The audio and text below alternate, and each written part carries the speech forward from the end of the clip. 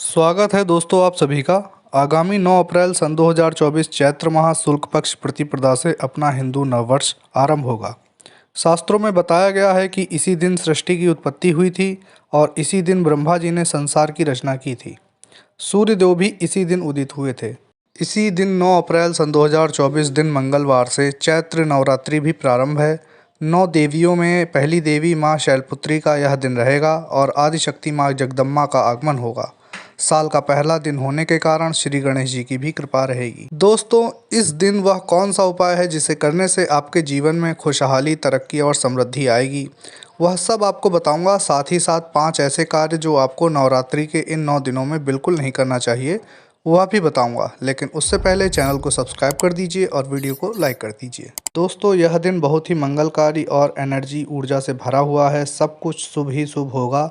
इस साल चैत्र नवरात्रि दिन मंगलवार को माँ घोड़े पर सवार होकर आने वाली हैं।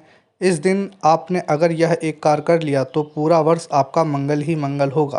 पूरे वर्ष आपके घर में सुख समृद्धि बनी रहेगी और माँ लक्ष्मी का वास आपके घर में होगा। इस उपाय को करने के लिए आपको दूर्वा घास, जिसे धूप घास भी कहा जाता है, इसके 9 टुकड़े ले लीजिए और उसे एक कलावा में बांध लीजिए। फिर हल्दी और गंगा जल का घोल बना लीजिए।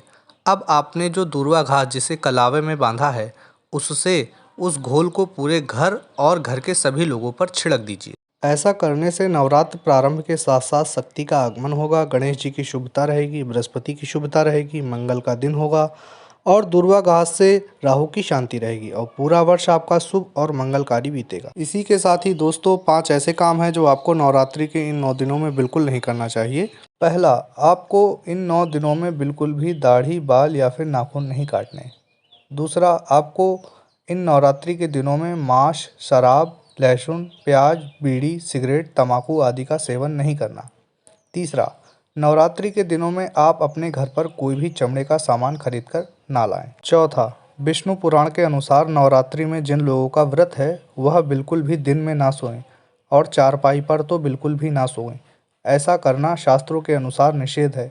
पाँचवा, सबसे ज़्यादा जरूरी, जिन लोगों का नवरात्रि में व्रत है वह लोग शारीरिक संबंध बिल्कुल ना बनाएं। तो दोस्तों, 9 अप्रैल को किए जाने वाला महा उपाय हमने आपको बता दिया है। उसी के साथ साथ हमने आपको नवरात्रि में जो 5 कार्य बिल्कुल नहीं करने चाहिए वो भी आपको बता दिए। प्यारे दोस्तों, इस नववर्ष की आप लोगों को बहुत बहुत सारी शुभकामनाएं। नववर्ष आपके लिए बहुत ही समृद्धशाली और मंगलकारी हो। इसी के साथ ही अब मैं आप लोगों से विदा लेता हूँ।